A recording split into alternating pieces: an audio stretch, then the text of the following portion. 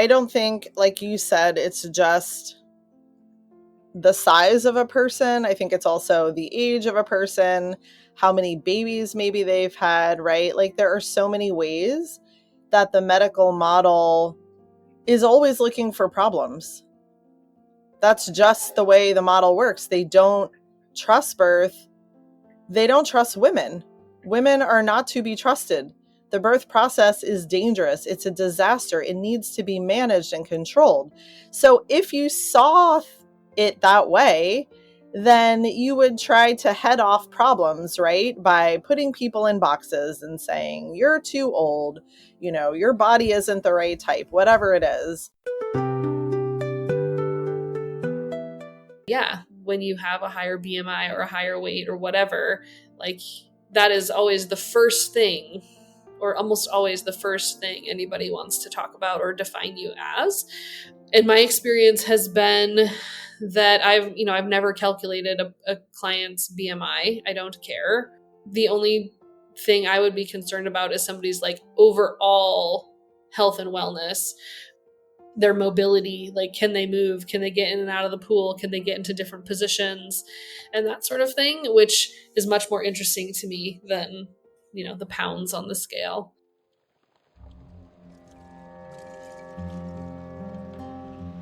Welcome to the Birth Agni podcast, the fire that births us and transforms us. This is a space where women reclaim birth on their own terms, where deep ancient knowing meets primal courage. We talk birth, womanhood, breastfeeding, parenting, and the quiet power of choosing differently. Choosing of our own. Come as you are, leave more rooted. I'm Divya Kapoor, a childbirth educator, lactation counselor, trainee traditional midwife, and doula, disintegrating the politics of birth, one story at a time. What is traditional midwifery? And what do midwives have to say about birth work, licensure, and the shifting dynamics among birth workers? As a pregnant mother or father listening to this episode, featuring traditional midwives Maryn Gre and Margo from the Indie Birth Association, speaking on government limitations and the range of normal for plus-sized women, this would offer you a rich, grounded perspective on birth and bring clarity in your decision-making when choosing a midwife or support team for your birth. It will help you understand the balance between traditional and regulated midwifery, the value of culturally rooted and holistic care, more so individualized and continuous care, and how the systemic restrictions shape your birth choices as well as options. Maryn Gre is a devoted mother to 10 magical children and a traditional home birth radical midwife who has over 15 years of experience in supporting women throughout the perinatal period, from preconception to birth and after. She co-founded the Indie Birth Association, a global birth community through which she now offers education to budding midwives and parents, virtual support through somatic education, and consulting. She hosts a long-standing podcast, Taking Back Birth, and co-hosts Raising 10 Kids with her husband. Margo has been a midwife since 2016 and started apprenticing with Maryn for 5 long years, along with undertaking a midwifery course. Margo now primarily works with women virtually, teaching students and mentoring new midwives while single momming and homeschooling her 2 gorgeous children. She's also a magical money coach and does shamanic paths work with women across the lifespan.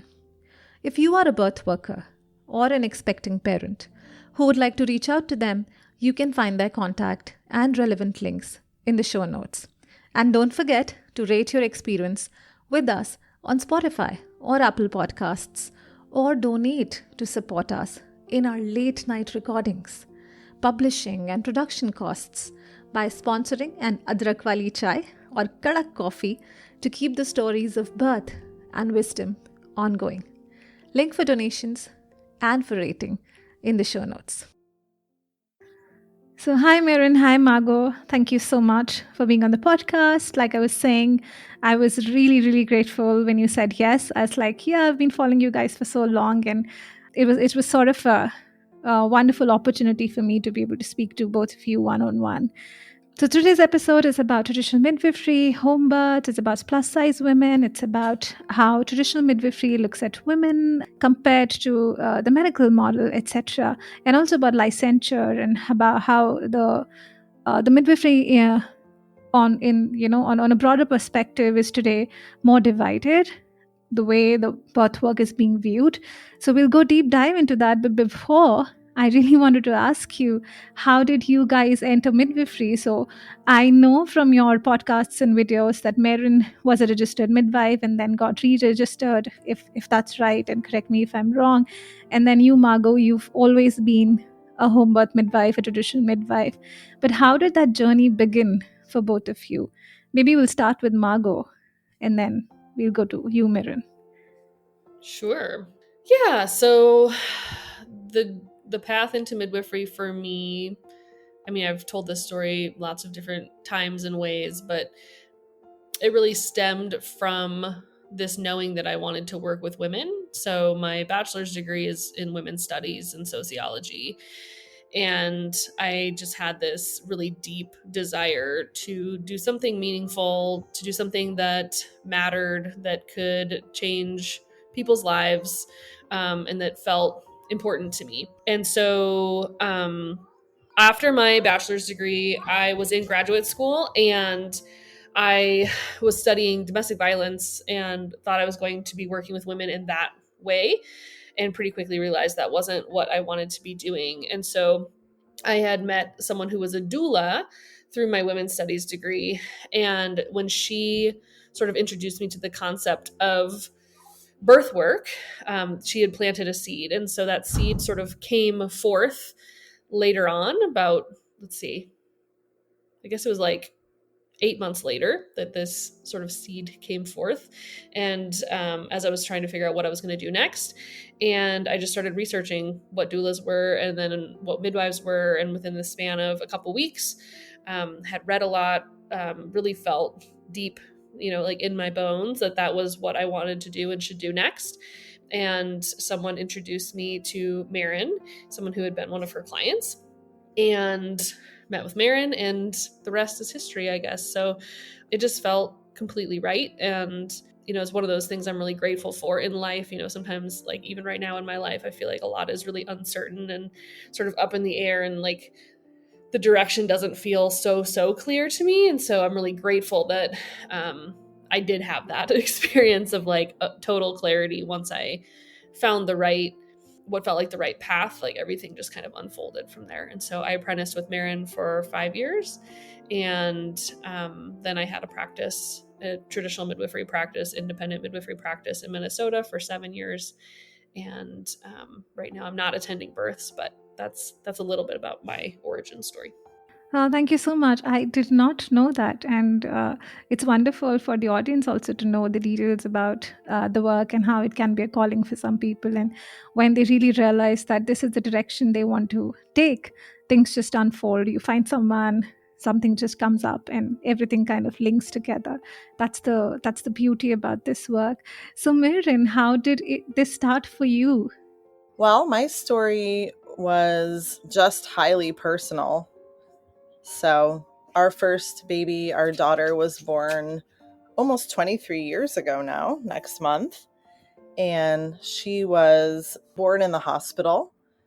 And it was a natural birth in a lot of ways. I didn't have medications, but it definitely was not a natural birth in many other ways. And she was taken away from me right at birth. They said she was having trouble breathing. Who knows? It was a long time ago. We were just really naive, right? And I left feeling like, wow, that was a lot. I was so proud of myself for not getting pain medication. I really wasn't afraid of birth. And I felt grateful it had gone as well as it had. So when I got pregnant the second time, long story short, we ended up choosing a home birth at the end of my pregnancy. I actually had gone the whole second pregnancy thinking I'd go back to a different hospital with nurse midwives. So I had made some adjustments, but in the end, home birth was the best choice for us. We made that really last minute choice, and that changed my life. And that baby, that son, just turned 21 a few weeks ago. And that was my entry into midwifery as well. We lived in Chicago at the time, where home birth midwifery, if you weren't a nurse, was illegal to be a midwife there. And so, we searched high and low. We had this underground midwife, so to speak. And I was just so inspired by her, of course. And I began an apprenticeship 4 months later when he was just a little tiny guy. And that was the beginning. I did an apprenticeship there. I worked with another midwife there. I ended up moving to Arizona to finish the apprenticeship and get licensed. And of course, there's a lot of stories in between as to why and how, but that's what I did. And I got licensed. And then, like you kind of threw in, ended up giving the license back to the state of Arizona a couple years after getting it. And, along the way, Margo came in, which was so divine. And like she said, that was kind of the beginning. As she came in, as the license went away, and as we kind of found our rhythm in working together, and really kind of like the destiny I think we had, in meeting and creating Indie Birth. So that's the very short version. Thank you so much. On the aspect of apprenticeship, now that you've brought it, I wanted to ask you, and maybe I'll ask Maryn here, like, what do you think about apprenticeship? Because I also read one of your posts on Instagram, because we have a lot of birth keepers now, and some of us are venturing into midwifery from a really well-intentioned place of being hands-off, but many of us do not have the experience of being at births as much. And it is possible, and it has been possible for a lot of midwives, maybe back in the days, the cultural midwives, the traditional midwives, who learned on the go. But what do you think about apprenticeship and how important it is in general for birth keepers, while the responsibility lies with both parents and the midwife, definitely. But yeah. Yeah, I love how you phrase that. And I think that's why this is such a huge topic and why it can feel confusing, right? Because like you said, many of us believe, yes, the parents are ultimately responsible. However, what do we bring to the table in our authenticity? So I think that's the question. And I'm definitely pro apprenticeship at the same time. I honor everybody's ability to serve women as they wish and come from a place of sovereignty, right? So I think if someone's fully transparent in that way and says, hey, I don't have these skills, I don't have this training, this is how I can show up for you, it's not really my business. And people should choose what they feel comfortable with.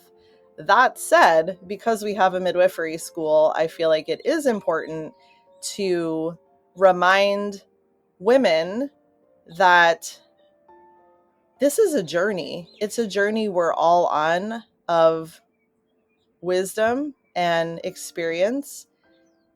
And it's not unlike many other journeys where it takes time. It takes time to absorb the lessons and see what needs to be seen while we simultaneously work on our own growth, our own issues as they come up.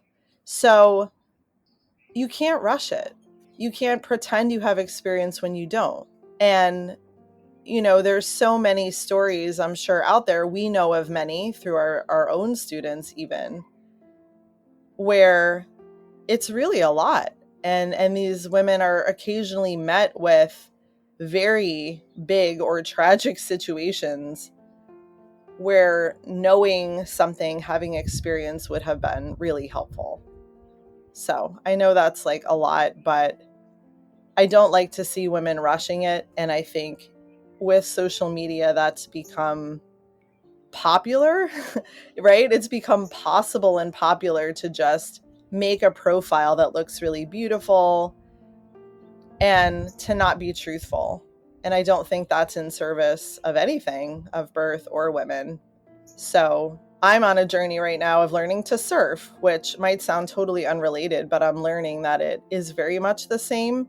So I feel like I'm apprenticing right now to the ocean, and it is reminding me so much of my apprenticeship. The times it's hard to get out there, the times you have lessons you really don't want to learn, the things that are uncomfortable, when you screw up, right? So the journey to becoming a midwife is so unique. But to answer your question, yeah, I think it does include not just hands-on, because we can also get that really quickly sometimes in a clinic that can serve its purpose, but to kind of live the life alongside of someone that's doing it. And again, to absorb that wisdom. And I just don't think that can be rushed. Thank you. On that, I wanted to ask Margo, how was your experience? Like, first of all, how did you know that traditional midwifery was the way you wanted to go into? Because today we have medical midwifery, and then there's a boxing and a categorization of that. And rightly so, for many reasons, but not of the people. I don't believe people can be categorized.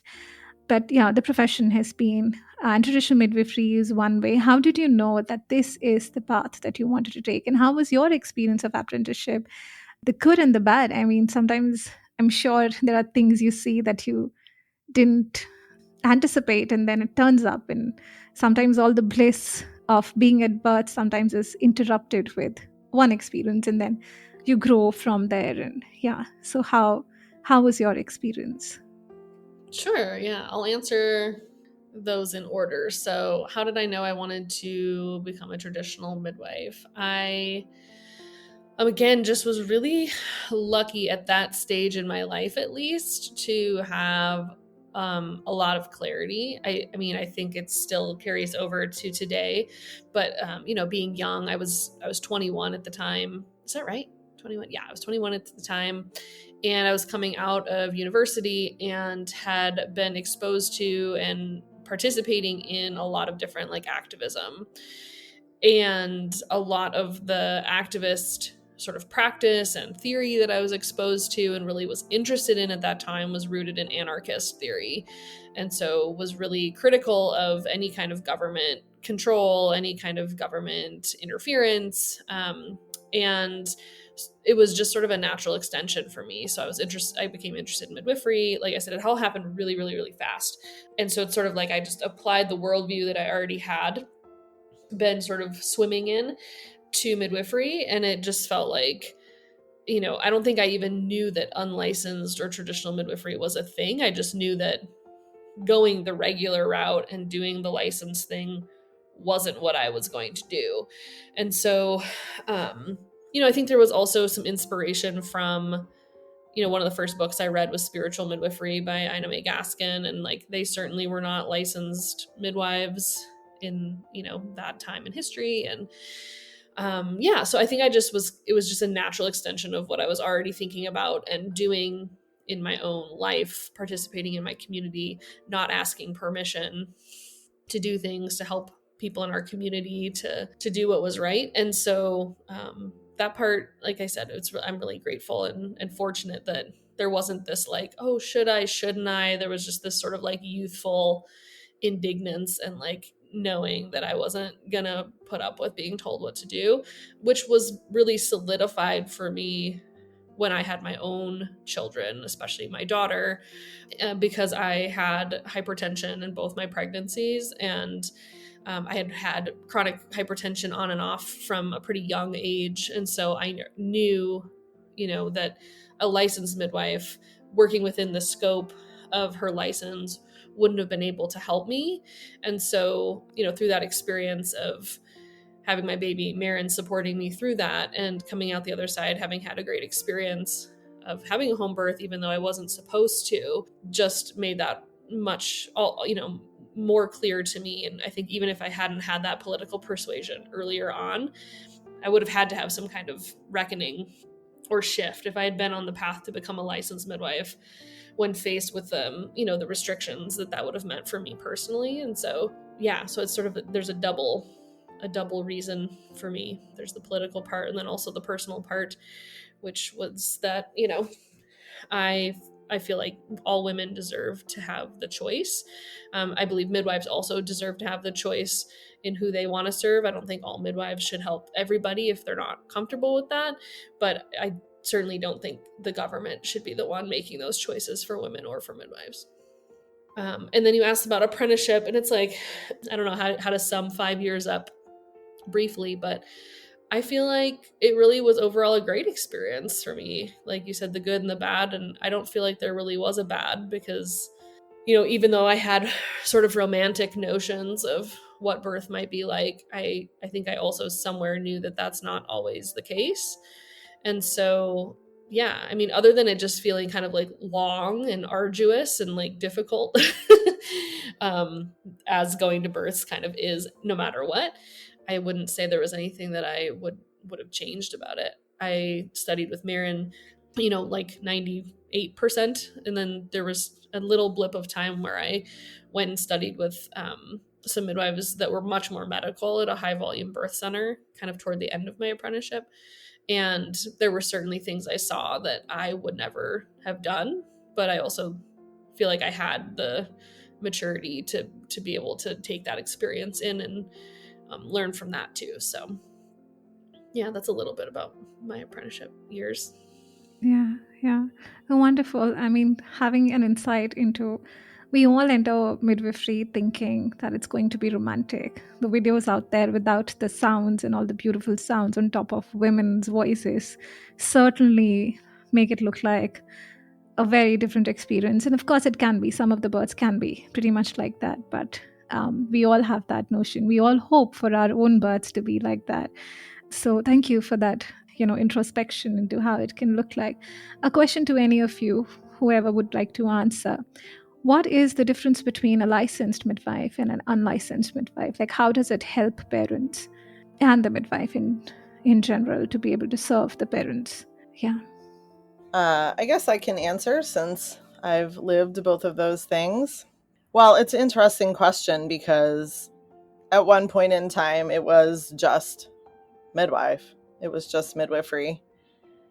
And licensing came in, when it did to at least the different states here in the US and across the world. But that really wasn't ever the standard originally. Midwifery, I don't think, is part of the medical profession.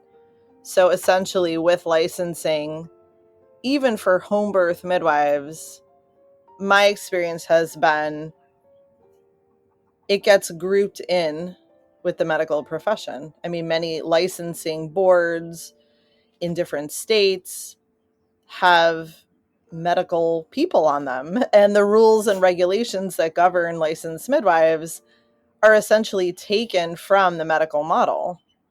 So that's the key difference. And I think people don't like to think about it that way. And they maybe don't like to talk about it that way because it's uncomfortable to say, well, I'm a home birth midwife, but I've given up my sovereignty and, my authority essentially to the medical system, kind of the shrouded medical system. But I think that is how it feels for me.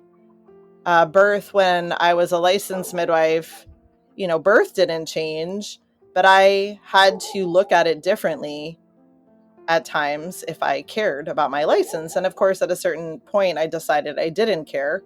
But before then, it was a lot, instead of looking at a woman just as the woman in front of you and her own unique situation, which of course I was still trying to do. You have this laundry list of ways that she doesn't fit the box anymore. So it's not really about like expansion and like, supporting these families into their, their journey, their sovereign journey into birth. As a licensed midwife, whether you like it or not, you're actually always looking for something to be wrong, because if there is something that doesn't fit, then you can't care for those people anymore. And that's the choice you make as a licensed midwife. And again, there's a lot of midwives that won't admit to that. Oh, but I did this to serve women. And, if I didn't have a license, I wouldn't be able to serve who I did. Okay. But at the same time, there will be many families that come your way. And Margo, she shared her story of how she would have been a great example, where you have to say, I'm sorry, I have to choose my license. I have to choose what the medical model has said is safest for you, not what I actually think or not what you actually think about your own body. So it's a huge divide. And I feel like we've actually, I'll speak for myself. I've gotten more relaxed over the years. I don't think everybody needs to give back their license. There are midwives that really should have one. It makes them feel better, and they don't really have kind of like the wisdom or experience to be able to manage without one. And there are families that actually want that box. So it's okay. But there are also families looking for something else. There are women that believe in their own ability to make choices, and they want to be supported in that. So maybe one day in this dream world, it will truly be a choice that everybody can weigh. And of course, it's not that way. In many states, at least, there's not so much of a choice, Is there a lot of surveillance on midwives who are licensed? Do they have to report the births? Is there a question asked? Right, you can be called upon after a birth. Yeah, you have to, at least in my experience, it might not be this way everywhere, but in my experience, every birth had to be reported, all of the client information. And when I was in the legal battle with the state of Arizona over keeping my license, they wanted to see all of my paperwork for everybody. And then they decided where they would find me. So if I didn't fill out a box for one of the women with weight, and maybe that was purposeful, right? Like she didn't want to be weighed that visit, whatever. They would find me. They would, make a list of charges. So it's a really interesting system if you can look at it in a certain way. I, of course, feel like it's really messed up. But most people don't even know that, right? So when they sign on with a licensed midwife, they might not even know how their options might be limited because they don't know anything yet. So they don't know that if they get to 41 weeks, for example, the train for induction, even home induction, will start moving. Most people, especially if it's their first baby, they don't even know what questions to ask because they don't know how licensed midwifery care might impact them sometimes until it's almost too late. And I know over the years, both of us, have gotten phone calls from women in those situations. So being an unlicensed midwife, getting that call from someone that says, hey, my baby's breech, my licensed midwife can no longer help me. Here I am at the 11th hour. This baby could come any day. Can you help me? So that's a really tricky situation for, again, a pregnant woman to be put in, very stressful. And like I said, in some places, maybe there's no one else to call because everybody is licensed. Sounds like terrible micromanaging. Margo, you want to say something? I do. I haven't really put these thoughts fully together anywhere yet, but it's something I've been sort of stewing on. So hopefully they come out and make some kind of coherent sense. But I'm actually in graduate school for social work right now and have been learning about the licensure process for social workers and thinking through whether or not that's something I'm going to do once I've graduated or not. And it's really interesting just kind of as a comparison or to juxtapose like how licensure looks so different in different industries. Like I hate to call midwifery an industry, but like professions, careers, whatever. Within social work with licensure, there is no real micromanaging. There are some guidelines, there are some things you have to do to get reimbursed by insurance, right? Like you have to have a diagnosis and a treatment plan, but nobody tells you who you are or are not allowed to see. And that for me has been a defining feature of, or a reason why I would consider, or I am considering, possibly getting a social work license as compared to the midwifery license, because that was what really felt the most wrong. The most like egregious to me about midwifery licensure was that part, that the government was going to tell the midwife who she could and could not help and how, where, like you're saying, micromanaging. And the other part of this, which I think is really interesting, and I think is very much because midwifery is a female dominated, act and service, which you could make the argument that social work is too and therapy is too, but maybe I'll think through this more later. But the money piece. So with a social work license, I can then bill insurance and get paid, in private practice, somewhere around like $140 an hour.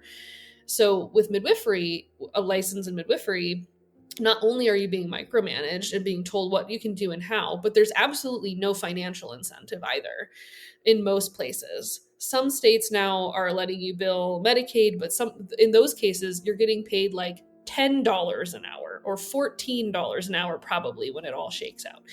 So when I'm looking at, okay, do I take this? It's also, the social work license is also like $500, something like that, every couple years. The midwifery license is like thousands of dollars to get up front. And like Maryn was saying, there were the quarterly reports. You have to report every single thing about your clients, all this really private, personal information. Whereas with therapy, everything is very much anonymized and those kinds of things are not shared. So it's really interesting looking at another industry and being like, am I just anti-licensure entirely? Which part of me, yes, is, because, we shouldn't have to play by those rules in any arena, I don't think, in order to like make a living. But I feel much more open to the idea of getting a social work license for those reasons. And it's made it, I feel like it's painted this really clear picture for me of just how bad, how raw of a deal midwives are getting in comparison to other licensed professions. Like they're getting all of the crappy parts and none of the benefits. It makes no sense to me, other than, I think midwives were just so desperate for legitimacy after being, basically eradicated in a lot of places, that they were like, oh, licensure is the answer for us so that we don't become completely extinct. So I think that it was very much like a scarcity mindset that led to midwifery licensure looking the way that it does. They were willing to settle for scraps, basically. Like, oh, you just won't put us in jail? Great. We'll play by whatever rules you've come up with for us then. There's a lot of history behind that sort of a probably mindset, because midwives were mass eradicated and probably that fear runs in our bodies. And it's a very interesting take on licensure, Margo. Thank you so much for sharing that. It still seems that, the system has not started trusting midwives as people, as skilled people, as professionals. So they are trying to intervene and they're trying to micromanage and control everything, which the people who are controlling, they might not even understand biology, basic biology of the body. And then they sit there trying to dictate who's high risk, who's low risk, what's the choice, what's not to make. It's a sad state of affair. It's such a sad, and it's world over. India is no different. We do not even have midwifery.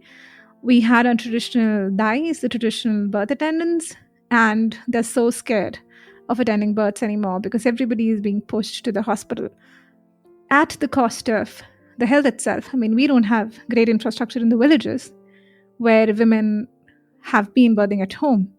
But now everybody is being pushed to the hospitals 2-3 hours away without good commute facility, without good hospitals infrastructure, without good doctors. Within their periphery, without good doctors. So, that's pretty sad. I also wanted to ask you, Margo, here, that after the apprenticeship, like towards the end, you went to this birth center, if I heard that right. So did you want to learn? So presumably, you wanted to see how the midwives in the birth center work, or maybe learn a few medical skills here and there.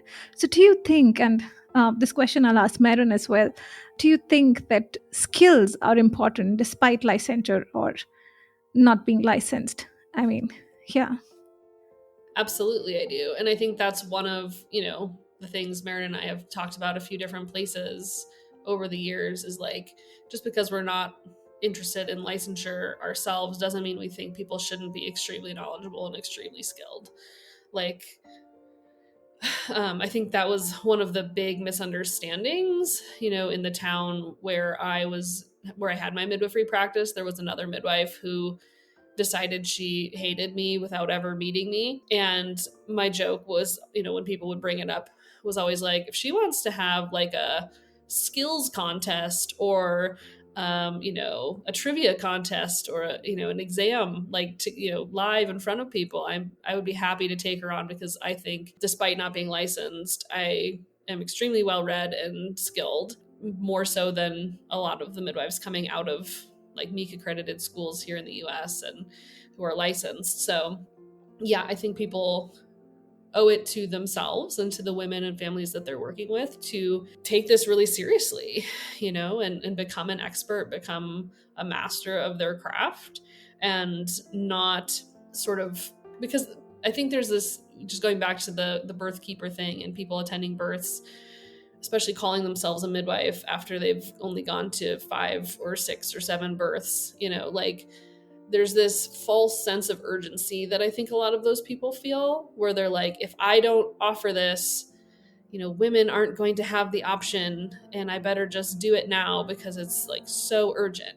And that's true. It is urgent, but it's also equally true that it's important to be skilled and experienced and knowledgeable. And yeah, so I did go to that birth center, and one of the main reasons was I wanted to have more experience and skill with vaginal exams and cervical exams, and also a couple other things, putting in IVs, that sort of thing, which I never, well, it's not true, I didn't never, I think I only did it once. I think I only ever started an IV once in my 7-year midwifery practice. So yeah, I think skills are crucial. There's a lot of debate, Maryn, about not being medical, even as a traditional midwife. And then my own teacher, she used to say that I started off as a very lay midwife. And then along the line, I learned that there are certain skills that I should know, like putting an IV, like simple things. So do you think that sort of, to start with, people who are entering midwifery to start with, I mean, that's sort of a demarcation or strict boundaries, strict, okay, if this is medical, this is not me.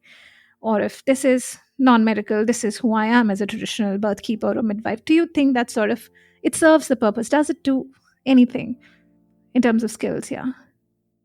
I think there's a huge misunderstanding, and I'm going to blame the free birth movement here for a moment. I think there's just a misunderstanding that skills are bad, or needing to use your hands are bad. And that has gotten weirdly overlapped with intervening and interfering, because I think a lot of those women just don't have the wisdom and experience to not be black and white. So they've made it this black and white thing. And unfortunately, I think that has really infiltrated even pregnant women, to go looking for someone that won't intervene, won't interfere, not really understanding where the nuance is there. Like, does that mean we never do anything? Does that mean we don't know anything? People aren't asking these questions. It's just this mentality of, oh, birth always works, babies always come out. We don't want to do anything to interfere with that. That is all true in a lot of ways. But then birth is a natural force. Birth is part of nature. Birth is also a mystery. Birth is dependent on not just the mother and her desires, but the path of this baby, of this soul coming in. I think it's hugely arrogant that birth has gotten to be, in some circles, this like badge of honor. Like, I don't need anything. I don't need anything. I don't want anything. And I'm not going to take anything, and I'm willing to accept. And this is a personal choice. I'm willing to accept that my baby might die, because interfering and intervening is so, in my, in this model, in this dogmatic model, so bad. So where does that leave us? Because we do have midwives that are too interventive. We do have midwives that don't understand when to not do a thing. So it's kind of a big mess. But I know, as Margo and I have recently recreated our indie birth midwifery school, these kind of things, of course, we give a lot of thought to. And I believe it comes back to ourselves as birth workers, whatever you want to call yourself, doing our own deep work. Like, we might have our own traumas around our own births. And those are the kind of things that we can spend time on as well, so that we can kind of like purify our belief system. And we don't have to wind up in this dogmatic, like, using your hands is bad. We realize there is a time and a place for everything. And most of these skills, from IVs to, maybe putting in a catheter, can really be beautiful. They can be the medicine that's required for that birth. They don't have to be used with brute force or without consent. There's a whole beautiful world of women working together in a complicated birth situation that I don't feel like is really talked about. And I know Margo and I have both experienced those things personally. So I feel like that's such a gift. I'll speak for myself. That's been such a gift to understand how that might look, how that might feel, because then I can offer that to other women. Like, hey, this is something that might help. If you go to the hospital, they're going to do this anyway, which is the truth sometimes, right? So we can pretend like women never need anything. But if things get bad enough and they have to go into that system, we typically see that system as more abusive, less consent, less compassion, less, ability to make that choice. So skills are not bad. It's how they're approached. It's how they're learned. It's how they're in the body, and it's how they're offered. And it's, our own way of kind of weaving that into our own practice. So I have tried my best over the years to not say never, as far as like, I will never do that thing. I think that's kind of inviting it in, because I don't know what would be required. So I would have my own limits around, I don't have that skill. That's a very clear boundary. I don't have that skill. I don't do IVs. That's not part of my own practice as a midwife. But otherwise, not to say I would never, when it's not even about me. It's more about how I serve and what's appropriate for that woman. Love that. Love the straightforwardness in the answer. And it rings a bell. I think I heard someone say, I do not know who it is, and they said that in the midwifery world itself, that there's a place for everything. We just do not know when and how. So being ready for that is really helpful. So thank you so much for budding midwives, budding birth keepers here in India who are looking up to, of course, we're looking up to the free birth movement. We're looking up to your work. We're looking up to different midwives across the world. And we are trying to, many of us are trying to get into this because of our poor birth experiences. And this helps clarify a lot of things and not, take sides even before we've done the work, even before we've embarked on the journey, to have those ideological set of frameworks too. And then it's difficult to get over that. And it's such a strong force. Another question that I had, and I think, Margo, you spoke about autonomy for midwives. So as much as it is for parents, it is also for midwives to have autonomy, to be able to choose who they would like to work with. So what do you mean, and how does that look like in practice? Yeah, I think it really is just kind of an extension of what Maryn was just saying too, around skills. Like, if there's a midwife who has a certain skill set that ends, and doesn't extend into breech or twins or whatever it is, it would make sense for that midwife to say, I can't work with you, not be, I had an article that I put out a really long time ago called Go Risk Yourself. And it was all about how, instead of using this language of, I'm risking you out, I, the midwife, am risking this client out because you are now too risky. Instead saying, I'm going to risk myself out of, your birth, because either I'm not comfortable with this, it's outside my skill set, but I hope that you get exactly the care you need, instead of presuming to know, like, you're too risky for midwifery care in general, now go get medical care. So I think when we talk about autonomy and midwives having autonomy as well, that's what we're talking about. So I already gave the example of like myself with hypertension. I wouldn't want a midwife caring for me who was really hung up about that and was certain I was going to have a seizure or something, that I was going to have eclampsia, and was sitting there just terrified at my birth. Like, I would not have wanted that.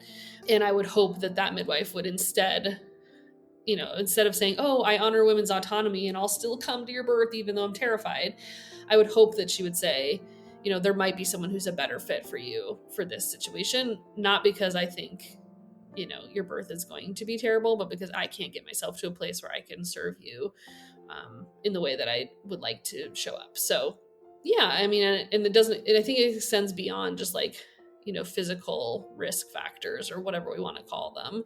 I think there's also just clients who, personality wise don't feel like a fit, or, their approach to life doesn't feel like a fit.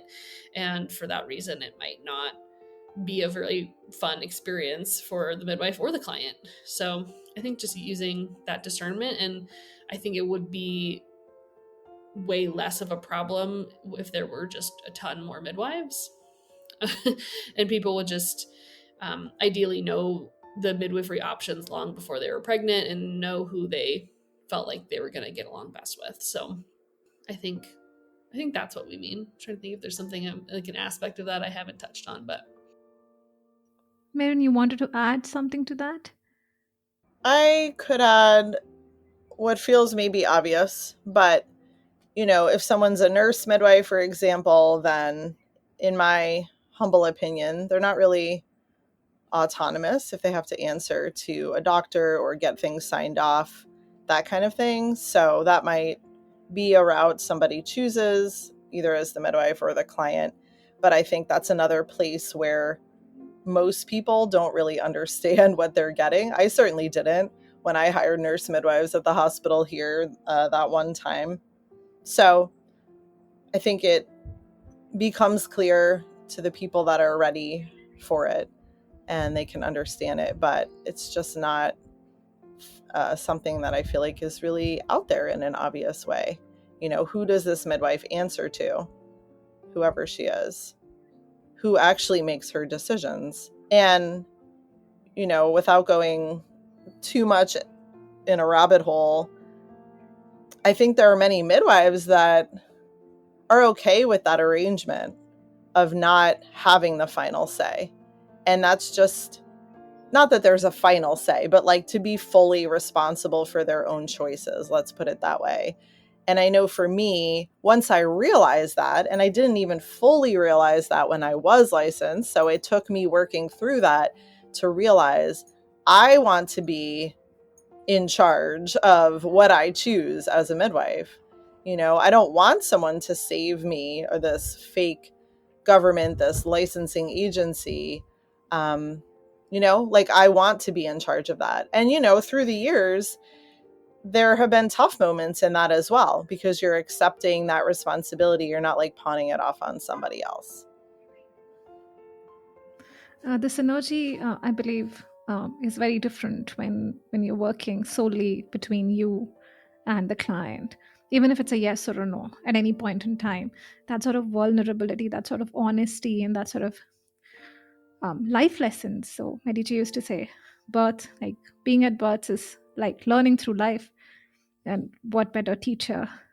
So at the same time, I wanted to before thank you for taking us through the deeper sections or segments of midwifery, and for our listeners to be able to understand the different layers of midwifery before they really get into hiring someone. Of course, we have time before we have more midwives in India.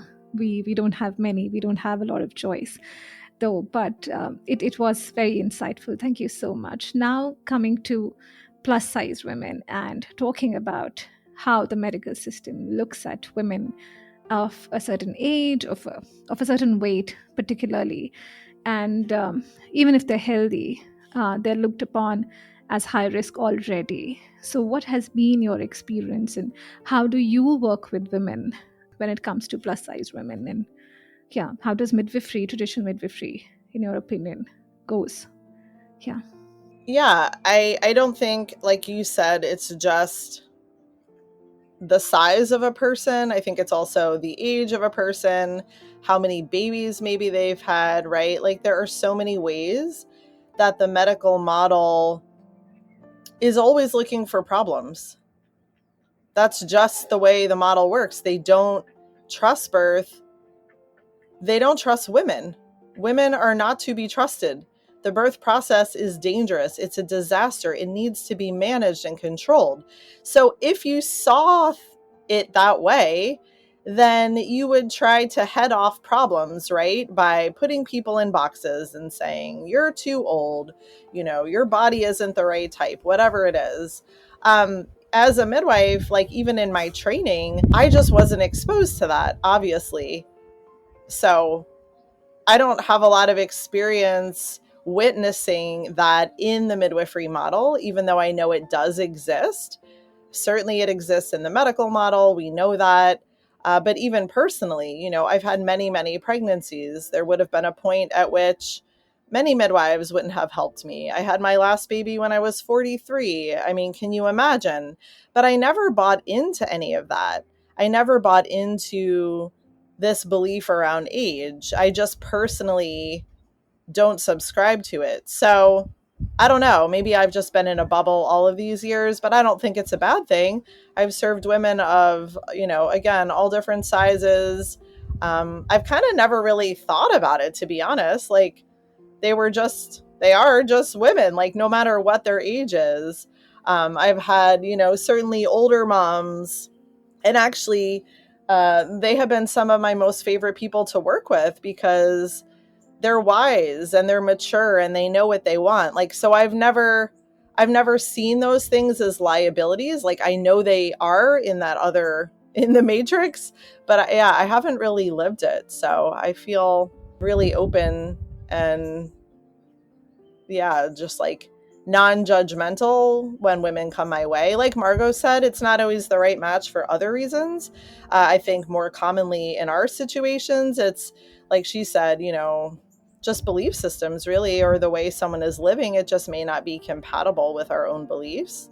But yeah, I haven't experienced the artificialness of the other model in my own work. I don't think.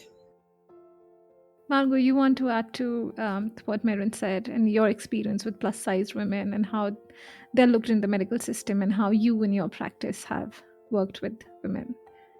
Sure. Yeah, it's a funny topic. I guess I can speak to it more from like the personal side as somebody who is considered plus sized or, having a high BMI in both my pregnancies. I'm trying to remember who it was. After my son's birth, we put out a bunch of photos on Instagram, and I don't really think of myself that way necessarily as a label. And then I think it was plus size pregnancy, correct me if I'm wrong, Maryn, reshared my photos, but with their own whole take on how great it is to see plus sized women having their babies at home, when that was not the caption I had shared. I had shared about my actual experience of giving birth to my son, which they could have taken and shared, and I would have been really happy for them to share my words and my interpretation. But instead they were like, oh, we'll take the photos of this woman, this fat lady, call her plus size, even though that was not even part of what I had shared. And I remember being just really pissed, and I asked them to take it down. Oh, and there were thousands and thousands and thousands of comments on it. So obviously it was something that people wanted to hear and found helpful in seeing and inspiring in seeing. But yeah, my experience really has just been that, particularly in pregnancy, it was a really fantastic time in my life where I felt like I could just not think about weight. Actually, I know that's not the case for a lot of women, but I was really proud and happy every week to be wow, like I'm gaining weight, I'm eating enough, I'm growing a healthy baby. I had actual real health concerns, to like worry about that were unreal. This could get into like the weeds and become really long if I really went down this train of thought. So I'll keep it brief, but like I did have hypertension, but my hypertension is not related to my weight. I became hypertensive at 15 when I was a dancer, and I was a skinny dancer and exercised like 20 hours a week. So I know for me, I know that's true for other people, but that is not actually what's true for me in my body. So I was worried about actual health concerns, my hypertension, keeping that under control, trying to manage it as best I could. And yeah, being plus size, if I'd gone to a medical provider, they absolutely would have seen my weight as being part of the problem, the hypertension as being part of the problem, and I've shared this story many places. And to his credit, I saw a doctor with my first pregnancy to help with managing my blood pressure with some medications, and it didn't work. That's the spoiler alert. He did not bring up my weight to my recollection at the appointment, but he did with my hypertension stuff, acted like I was a complete ticking time bomb. And so I just know from my other interactions with the healthcare world and medical world that, yeah, when you have a higher BMI or a higher weight or whatever, like that is always the first thing, or almost always the first thing anybody wants to talk about or define you as. And my experience has been that I've never calculated a client's BMI. I don't care. The only thing I would be concerned about is somebody's like overall health and wellness, their mobility, like can they move, can they get in and out of the pool, can they get into different positions, and that sort of thing, which is much more interesting to me than the pounds on the scale. So I don't feel like I have a really well educated, I've read the stuff about like how BMI maybe impacts birth outcomes. I don't find any of it very compelling, and I certainly don't find it a compelling reason. A lot of birth centers will risk women out solely based on that. They'll say you can't have your baby here, you weigh too much. I've had insurance when I was briefly looking into buying private insurance, where it was like, oh, your insurance is going to cost more unless you lose 10 pounds. And then it'll be cheaper for you. So it's like, it's a weird world we live in where that's the focus. And yeah, I'm sure I could talk all day about it and say more, but yeah, that's my experience, I guess. Yeah, I'm sorry about hearing on infiltrating on your story and really putting their version out. It's anyway a breach of privacy in so many ways part of the reason I wanted to have this discussion was a lot of so as a childbirth educator, which is how I work, like I get a lot of mums who are put into this label of, oh, you may have gestational diabetes, or you're growing a big baby, or you're growing a small baby, Yeah. or you are like, probably the numbers are really on the border because there's a lot of testing in the medical system. You're going to have this, you're going to have that, or there's this issue, the baby will not fit in. So many things are made up, and many women come to me with the belief that that's true. No matter how much I talk them into physiology, no matter how much I tell them about birth, no matter how many stories I try and narrate, they've sort of bought this idea from the medical system that since they have a number on their weighing scale, they are high risk, something is going to go off. And many a times they end up being induced, not even going up to 40 weeks, let alone going beyond that. 40 weeks plus is anyway such a huge negotiation at this time in India. 40 weeks, they're not even going up to 40 weeks. Something or the other comes up. So which is why I wanted to know your experience, and because this is a topic that is rarely anybody covers, and it's still showing up for women. They are being labeled, they're believing in that. So what has been your experience? If there's a story you can narrate of anybody who was a certain weight but had absolutely no issues, but There are women who are a certain weight, but they can also have issues, I mean, with birth. Yeah. Anybody that can help the listeners really probably come out of it. Yeah, I would say, just roughly, I would say at least a third of my clients had high BMIs. If I had to have, if I'd calculated it, especially in the Midwest, like we're a hearty bunch, eat a lot of potatoes. And, I've had one person that I had to risk out, quote unquote, or I risked myself out for gestational diabetes. And it ended up that she actually had actual type 2 diabetes that she had not known about prior to pregnancy. That is the only time I've had that happen. And other than that, there's so few times. I'm trying to think. Maryn, you might have a better brain log than I do. We could consult our spreadsheet and get back to you sometime. But that's the one time out of my 7-year practice that I had somebody that needed to go get different care because of her health in pregnancy. I had people who in labor went in for labor stuff, and I had people who had stuff come up with the baby, like actual things physiologically wrong with the baby. Was that once in pregnancy, someone who had a baby that needed heart surgery. But as far as the mother's health, I can think of only one time. And like I said, she was someone who had pre-existing type 1 diabetes. She found out she had adult onset, I think was the story. So she came with really wild blood sugar numbers and really wild hypertension stuff. And even so, she had a fantastic, she had a great doula go with her to the hospital. And she had a really wonderful, I think it was an unmedicated induction, vaginal birth, golden hour, had a great birth at the hospital because she was really smart and educated herself. And I think that would be what I would say was the commonality between everyone that I saw in my practice and in my apprenticeship, where these were knowledgeable women who were smart, who did not get pushed around, and who had not bought that medical narrative. Not that nothing ever goes wrong, but it's until something is actually wrong, these women were doing all the things they could do, everything within their control to stay healthy and just wait and see. And, in my experience, that led to really great outcomes and a very, like you're saying, very different narratives, very different stories than we hear coming out of women who just sort of bought the story, showed up, did everything.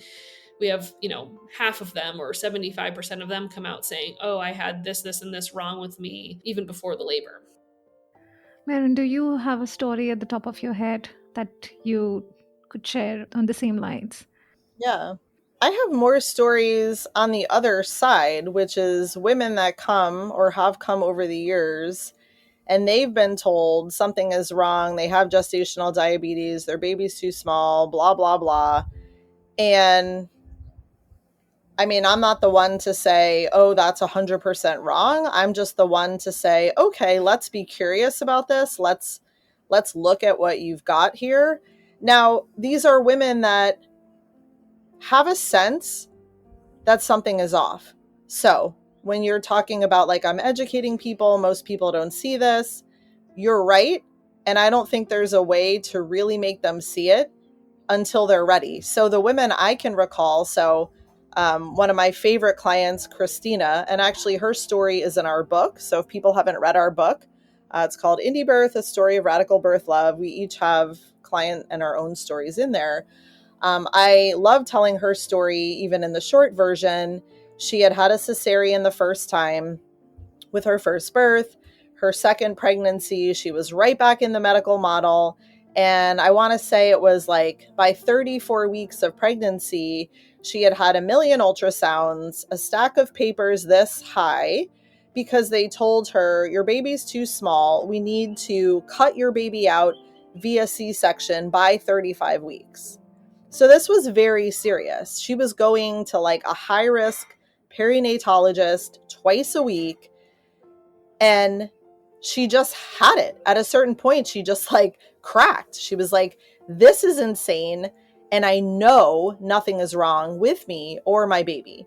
So she gave me a call. Like I said, I mean, I'm a little nervous as a midwife sometimes too, right? I don't know what's going on. I'm not going to just say, oh, that's a bunch of bullshit without taking the time to look through it, get to know the woman, see how my intuition feels, right?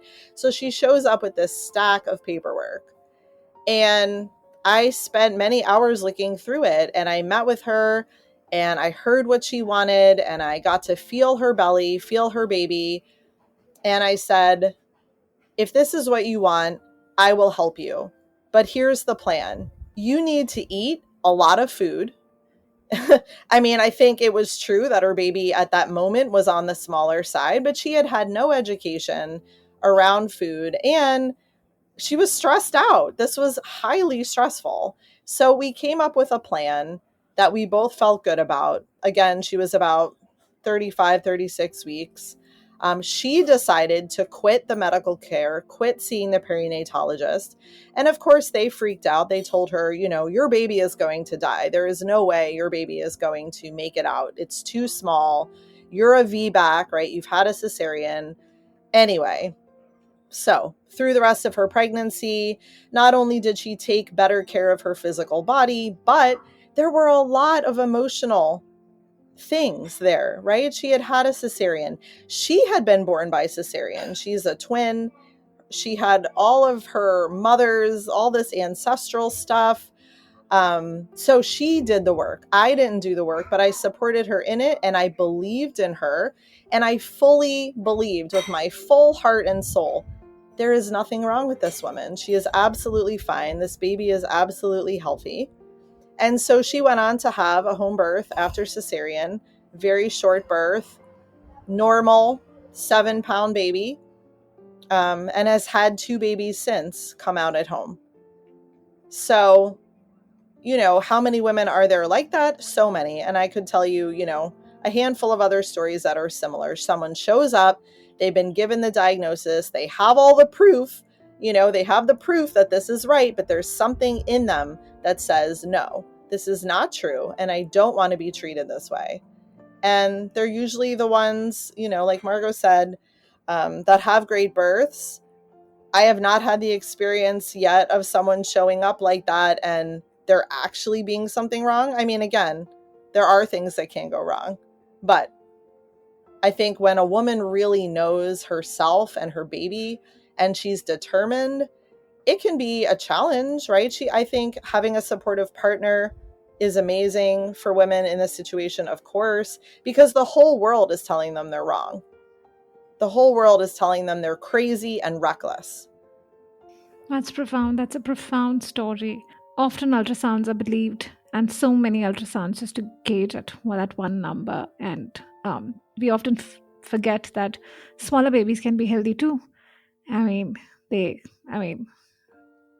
a percentile we're trying to match with so many babies, and I often think that they don't want beyond 3.2, they don't want below 3, and then you have to bake the perfect cake to get what you want in the medical system. So it's insane. But I'm again so grateful to both of you to have come here, given us your time, shared your story, shared your beliefs, shared your experience. And I'm really hopeful that helps so many women out there when they're making decisions about birth and about pregnancies and which route they want to take. Can I share just a short story? Yes. Okay. I think I had already kind of alluded to this, but this sort of ties back into that same conversation about skills and how important they are and experience and how important it is. And I had a client whose baby was not growing well based on my own assessment with my hands. So fundal height and also to my hands, it felt like the baby wasn't growing well at the last few visits before 35 weeks. So it was between like 30 and 35 weeks. I noticed like this baby doesn't seem to be growing at all really, or very, very little. The first, there was the visit where it all was normal. The next visit, it seemed not that normal. And then we checked in 1 week later, I think. it was at that point, maybe a week and a half. And in addition to that, the baby's position was really strange. I was 99% sure the baby was breech, but in sort of like a way that, again, just didn't feel super normal to my hands. And so we did have her go get an ultrasound, and this baby did have issues. So he had a heart problem that was causing him to not grow, and he also ended up having Down syndrome. And so she pretty quickly, within after the first ultrasound where that was sort of suspected, she got sent somewhere, like a bigger hospital, and had that confirmed, and then had a cesarean that day. And he was in the hospital a very long time, had multiple heart surgeries, all this stuff. So my point in telling that story is, one, yes, things do happen. And if I had not had skilled hands, if I had not been doing her fundal height, if I had not sort of followed my intuition too, he also kind of felt like he didn't have a lot of fluid around him, which I think was also true. And, then she wouldn't have gotten the care. So it's kind of like the inverse, right? Like, women are getting all these routine ultrasounds and being told maybe something's wrong. And most of the time that's not true. It's like the inverse, actually, I think is much more powerful, and is probably the kind of care that I would advocate that we give all women, which is, let's give you the benefit of the doubt that everything's fine. And when something's not fine, I think most of the time we will know with pretty low tech tools, just a measuring tape in our hands. And then we can be really glad that and grateful that there are other technologies and experts who can take care of babies that need that kind of help, and moms that need more intensive help. But like, those people aren't the ones who should be measuring fundal heights and trying to like connect with women and really do high quality, high touch care. So I guess I just wanted to put that out there too, as an example of, skill being something that can be low tech, but doesn't mean that it doesn't take thousands of prenatal visits to hone that skill, even though it is a low tech skill. Like, I think I would have missed that very much so if it had been the first, few years of my apprenticeship. Yeah, and that brings me to another question. We were about to finish, but I'll take 5 more minutes. Individualized care. So in the medical system, we go through standard protocols of ultrasounds, one after the other. We weigh every woman against a standard. But how do you think, I think in a way, Margo, you've already answered that for me. Like, this individual care for this woman showed you that something was wrong, and then we use the technology to help ascertain that was the problem. So technology not being bad, technology really helping us. But in general, if we had to tell women the difference between individualized care as against standard care, how would you define it for moms? I think it's helpful for women to understand that everything is a choice. So that's individualized care, it's a choice. There is no routine for the sake of routine, even as a home birth midwife. And this is something I would say to all of my clients, like, you do not need to consent to your blood pressure being taken every visit, or maybe at all. But yet here we are in a relationship as well. So you've chosen me as your midwife, right? And so we're developing trust, and having a baseline blood pressure reading would be really helpful to me as your midwife. Oh, okay, I understand that. Sure. Right? So it's like the woman is the one creating this pregnancy and birth experience, but we have been hired to support and guide. And, again, there's so much nuance, there's so much balance. It's not only what she wants, and I just stand there and let it happen, right? It's also where my comfort level is, where my intuition is. But still, everything is a choice for her. And then, like Margo was saying earlier, it's my choice to say, but I may not be comfortable with that. And you know what? Over 15 years of working on my own as a midwife, I don't think I ever really had that experience of me saying like, hey, I need this to be comfortable as your midwife, and someone saying, absolutely not. I just haven't had that, because most women, because again, you're in that relationship, or at least willing to have a conversation. Oh, okay. Well, why would you want to know that? Because they don't know. They're not midwives. They haven't been trained as midwives. So, I think we can have full trust for and with the women we're serving. And also, she has trust that we have experience she doesn't have. So it is a co-creation and everything is a choice. And, I think when it's phrased that way, the whole energy of it shifts for a woman to know when she comes into a prenatal appointment, it's not just like bang, bang, bang, bang, bang. This is what we do, that everything is still offered. Many years in, maybe I've had the same client. She's on her third baby with me as her midwife. I will still say, would you like me to take your blood pressure today or not? And some of those times, if she's had 3 babies with me, she'll be like, nope, I'm fine. Or maybe we don't do it the whole pregnancy, and I'm totally fine with that. So, it's a dance. It's a dance of co-creation. And if you don't know you have a choice, then you don't really have one. And I think there's an authenticity in that as well. I think, it could come across as like, oh, anything you want to do, any choice you want to make, I'm fine with. No, but as your midwife, I trust you. And I've never forced anyone to do an ultrasound. And, not to tie in the whole licensing thing again, but maybe, midwives that are licensed are sort of forced. If you're their client, you must get an ultrasound at 20 weeks, for example. Right? So that's not individualized care. How could it be? Yeah.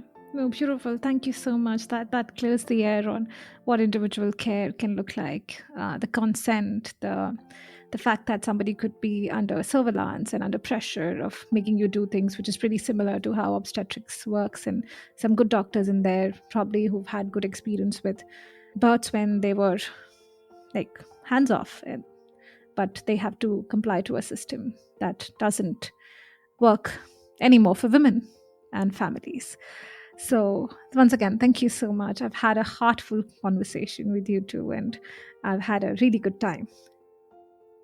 Thanks for having us. Yeah. Thank you.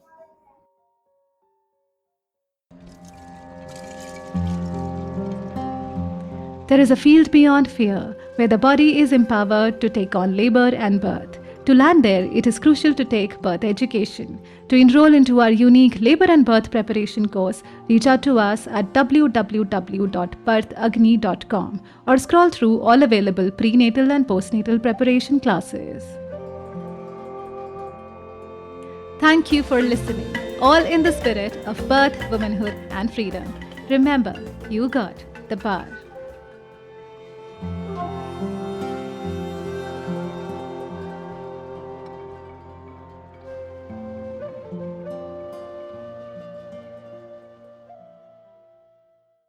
This podcast is about physiological birth and does not offer or claim to provide medical knowledge or diagnosis. Starting a podcast with poor recording tools in the market? It was painful until I found Zencastr. Its high-quality audio and video recording along with the option of a backup makes it super sturdy and a savior at times. With an easy-to-use dashboard and super convenient tools for advertising campaigns such as reels and videos, Zencastr is my comfort choice. Go to zencastr.com/pricing and use my code BIRTHAGNI, BIRTHAGNI, and you will get 30% off of your first month of any Zencastr paid plan. I want you to have the same easy experiences I do for all my podcasting and content needs. You may also explore their free hobbyist plan to begin with.